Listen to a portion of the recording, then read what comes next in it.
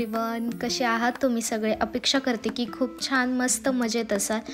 तर मी गौरी स्वागत करते तुमचं आपल्या चॅनलमध्ये. तसे तर आहे ना, आज भरपूर असे कामं आहेत आणि मग मी कामापासूनच रोजची सुरुवात करते आहे. कधीच असं स्पष्ट फेस टू फेस किंवा कॅमेरासमोर घेऊन तुमच्याशी बोलत नाही. तसं तर आहे ना, एक दिवस नक्कीच मी आणेल की मी तुमच्यासोबत फेस टू फेस बोलेल. म्हणजे फेस टू फेस तर आपण तुम्ही जेव्हा ऑडियन्स भेटसाल तेव्हा तर बोलणं होईलच, पण जेव्हा आहे ना कॅमेरासमोर धरून आहे ना, मी नक्कीच बोलण्याचा प्रयत्न करेल. अजून तेवढा काही कॉन्फिडन्स लेवल नाही आहे, पण जेव्हा केव्हा होईल ना तेव्हा मी नक्कीच ट्राय करेल बोलायचं. आणि त्याशिवाय ना आज भरपूर अशी कामं होती. आज खूप छान आणि खूप खास दिवस आहे त्यामुळे. आणि मग आहे ना, मी आहे ना आज खूप जास्त खुशसुद्धा होते. आणि मी हा वन पीस आहे ना खूप दिवसातून घातला आहे आणि छान दिसत होता. खूप दिवसातून घातला आहे तरी पण म्हणजे थोडासा लेंथला शॉर्ट येत होता, पण बाकी छान आहे. आणि हा आहे ना स्टिच केलेला आहे साडीपासून, तर खूप छान वाटत होता वन पीस. त्यामुळे मग म्हटलं चला घालूयात तरी. आणि आज खूप स्पेशल काम करायला सुद्धा आम्हाला दोघांना जायचं होतं. त्यामुळे ना आज मी पटपट कामावरून घेत होते. आणि ना माझा फेस थोडासा इग्नोर करा, मी काहीच आवरलं नव्हतं, चेहरा वगैरे. तर मग आंघोळ केली आणि तशीच कामाला लागले होते. म्हटलं पटपट कामावरून घ्यावी आणि त्याच्यानंतर आहे ना आपल्याला जिथे जायचं आहे ना तिथे पण जात होईल. आणि हा व्लॉग आहे ना मी दुपारी खूप लेट म्हणजे जेवण वगैरे झाल्यानंतर स्टार्ट करत होते. मग बाहेर जाण्यासाठी आहे ना त्यांच्यासाठी कपडे काढून ठेवले, माझे पण काढले होते. आणि थोडीशी मी एडिटिंगची कामं करत होते, त्यामुळे माझी बुक वगैरे तिथंच पडलेली होती. मग मी विचार करत होते की कोणते कपडे घालू, काय करू, नाही का, काय घालू, ड्रेस घालू, साडी घालू की कसं. पण हे म्हटले की आधी तू तुझे काम आहेत ना ते आवरून घे. मग थोडेफार भांडे पडले होते, म्हटलं चला भांडे घासून घ्यावे. मग भांडे घासायला लागले होते. आणि मला आहे ना कसं वाटतंय ना हा व्लॉग, नक्की मला कमेंट करून सांगा. So stay tune guys.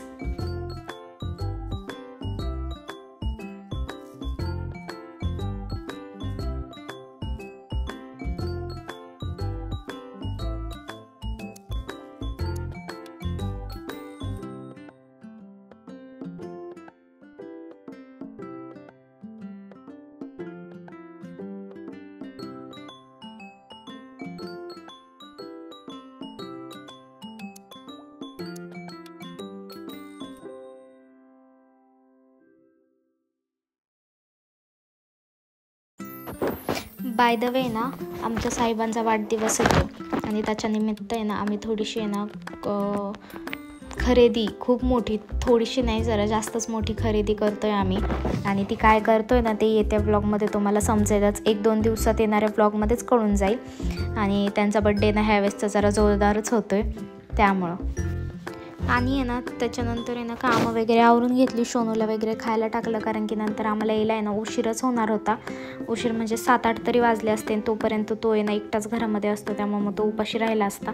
मग पटपट कामं आवरून घेतली. आणि त्याच्यानंतर आहे ना पहिले हेच बोलले की तुझे जे काम आहेत ना ते आवर, तोवर मी माझा आवरतो. आणि त्याच्यानंतर मी अर्धे भांडे घासत नाही तोवर ह्यांचा आवाज चालू झाला की आवर, किती वेळ लावतीस तू, तुला नेहमीच उशीर होतो नाही का, तू जिथं जायचं तिथं लेटच करती, असं तसं बोलत होते. मी म्हटलं आता हे की भांडे घासायला लागले, म्हटलं थोडेच आहेत, म्हटलं 5-10 मिनटांमध्ये होऊन जातील. भांडे वगैरे घासले आणि तेवढ्यात हे बेसिंग येणं चोकअप झालं. मला ना एवढा राग येतो आहे ना ह्याचा खरंच. आता खूपच जास्त वेळा ते चोकअप झालेलं आहे. तर काय म्हणते त्याच्यावर मला काहीतरी इलाज आहे ना शोधून काढावा लागेल. आणि त्याचा जो पाईप आहे ना तो किती वेळा तो चोकअप काढला आणि तरी पण ते सारखं चोकअपच होतं आहे. काय माहिती त्याला काय झालं आहे. ठीक आहे, आता बघू, आहे तसं करूयात आपण. थोड्या दिवसातच नीट पण करेल ह्यांच्याकडूनच. आता ह्यांना बघूयात कधी वेळ आहे त्या टायमिंगला करून घेईल, कारण की कालच त्यांच्याकडून खूप सारी कामं करून घेतलीत. आणि ते आता आहेत ना मला म्हणतात की मी कधीच घरी थांबणार नाही, कारण की तू माझ्या सुट्टीचा ना खूप जास्त फायदा घेते. मी आराम करण्यासाठी सुट्टी घेतो आणि त्यात तू आहे ना मला आहे ना एवढी कामं लावते ना. ते त्यांचं म्हणणं असं असतं. मग त्यांचं म्हणणं असतं की मी त्यापेक्षा ना म्हणजे कामाला गेलेलंच बरं.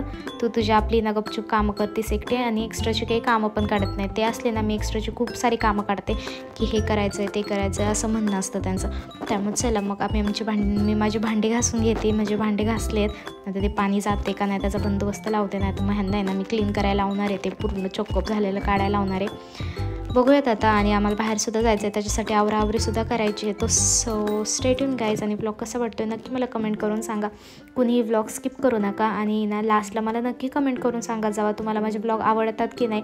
तुम्ही कमेंट करत नाही आजकाल, त्यामुळं मी बोलते आहे.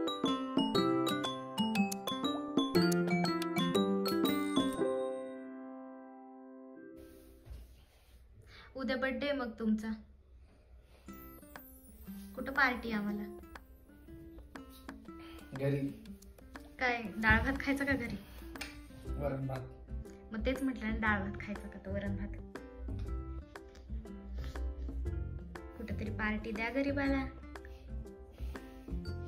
आम्हीच गरीब, आम्हालाच पार्टी द्या. एक हे माणूस आहे आणि एक हे ज्याला झोपेतूनच काय सुधरत नाही. झोपच एवढी आली आहे की त्याला काही सुधरत नाही. त्याला किती हलवलं तरी उठत नाहीये. उठ ना. ए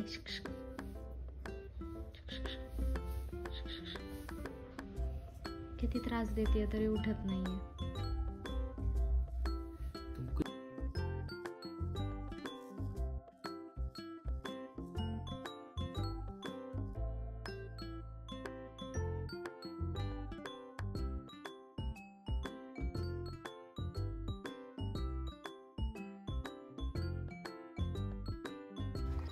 आणि ना मी शोनूला वगैरे खायला दिलं आणि त्याच्यानंतर आहे ना आम्ही दोघं निघालो होतो.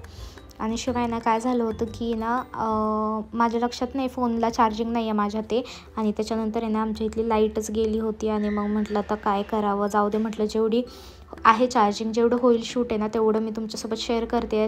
एकदम थोडंसंच झालं आहे शूट. त्याच्यानंतर आहे ना आम्ही फायनल वगैरे कोणता रिक्षा केला आहे ना हे तुम्हाला येणाऱ्या ब्लॉगमध्ये आम्ही सांगतो. हां, आणि मेन म्हणजे तर आहे ना आम्ही रिक्षा घ्यायला चाललो होतो, म्हणजे रिक्षा बुकिंगला चाललो होतो. जसं की येणाऱ्या काही दिवसातच ह्यांचा बड्डे आहे, तर त्यावेळेस आम्ही रिक्षा घेऊन येणार होतो, बड्डे दिवशीच आणणार होतो. त्यामुळं मग मी म्हटलं चला रिक्षा वगैरे तरी बुक करावा, काय प्रोसेस आहे, कसं काय ते तरी बघावं. त्याच्यासाठी मग आम्ही पहिले शोरूमला व्हिजिट केली आणि त्याच्यानंतर शोरूममध्ये सगळे काही इन्क्वायरी केल्या, काय कशी प्रोसेस आहे ते पण विचारलं. आणि त्याच्यानंतर शोरूमला विचारल्यानंतर आम्ही गोडाऊनला गेलो आणि त्या रिक्षांपैकीच एक रिक्षा आम्ही सिलेक्ट केला आणि त्याच्यानंतर तो त्यांच्या बड्डे दिवशी आणायचा असं ठरवलं आम्ही. आणि मग कसं होतं आहे, काय होतं आहे हे तुमच्यासोबत येणाऱ्या ब्लॉगमध्ये मी शेअरच करेल. तोपर्यंत स्टे ट्यून. आणि ब्लॉग कसं वाटतं आहे नक्की मला कमेंट करून सांगा.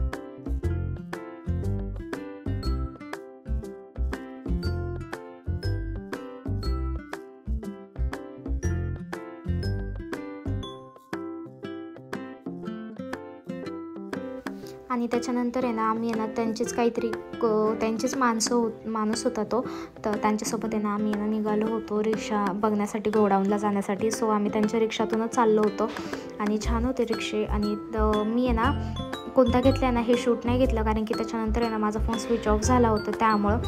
आणि मग आहे ना म्हटलं की जाऊ दे, आपण जेव्हा घेऊ ना तेव्हा तर तुमच्यासोबत सगळं काही शेअरच होणार आहे. इथं आहे ना हे गॅरेज पण होतं, सर्व्हिसिंग सेंटर होतं सॉरी.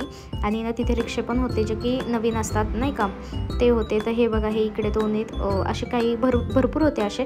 तर त्यातले आम्ही ना काही बघत होतो की कशामध्ये बघायचं आहे नाही का. मॉडेल पण भरपूर आहेत, काय आहेत डिलेक्स वगैरे, ते काय मला एवढे काय माहीत नाही, फक्त डिलेक्स एकच मॉडेल माहिती आहे. त्यामुळं मग म्हटलं की जो आता त्यांना आवडतो, शेवटी त्यांना चालवायचा आहे, मग त्याच्यावरती आपण. आणि त्याच्यानंतर आहे ना त्यांनाच म्हटलं तुम्ही डिसाईड करा कोणती घ्यायची आहे गाडी ती, कारण की मला तर त्याच्यामधलं काही समजतच नव्हतं. आणि त्याच्यानंतर आहे ना मी एक लास्टला आहे ना सगळ्यात त्यांची ना क्लिप ॲड करते. 12 वाजून गेल्यानंतर मी त्यांना विश केलं होतं आणि त्यांची रिॲक्शन बघा तुम्ही काय होतं. बाय द वे, मी माझा ब्लॉग इथे संपवते. कसं वाटतंय नक्की मला कमेंट करून सांगा. भेटूया आपण उद्या नवीन एका छान अशा व्हिडिओमध्ये. Happy birthday. Happy birthday. तुम्ही नसतं विश करायचं, तुम्ही थँक्यू म्हणायचं असतं.